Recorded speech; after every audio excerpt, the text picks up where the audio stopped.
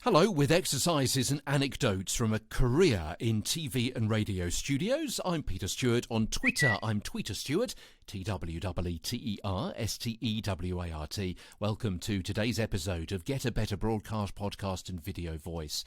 And I thought it was well worth looking at articulatory differences in language and accents. Short one today. In fact, this is the first in a series of really short episodes. You'll see why over the next few days.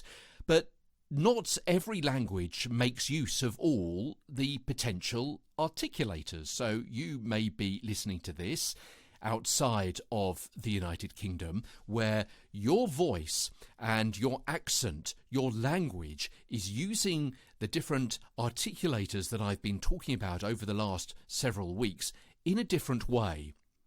Now, obviously, I can only explain things from my point of view.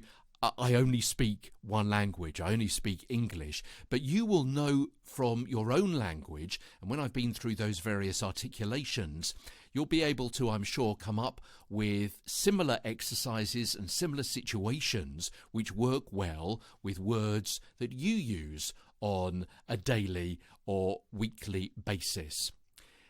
Because, you know, many people personally, or maybe a celebrity, or maybe yourself, whose first language isn't English and maybe has difficulty pronouncing the letter L. Now, as an English speaker, if you are, you'll no doubt have trouble with some of the more back-of-throat sounds that are made in other languages like French or Spanish or German. And our friends in continental Europe pronounce those sounds like natives. Even within a language, there are places geographically where people pronounce words differently. So think of the dialects of English of a New Yorker or someone from Yorkshire, if you're familiar with those kinds of accents. It's to do with the how and where we were brought up and the dominant language we were exposed to as we were growing up.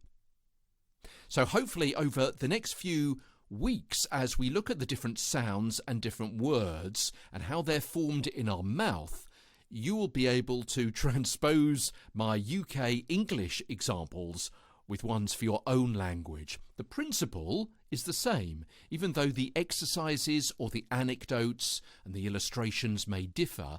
You'll be able to work out the underlying concept of what I'm saying, and that is that clearer speech will aid communication and help you get a better broadcast, podcast and video voice. Tomorrow,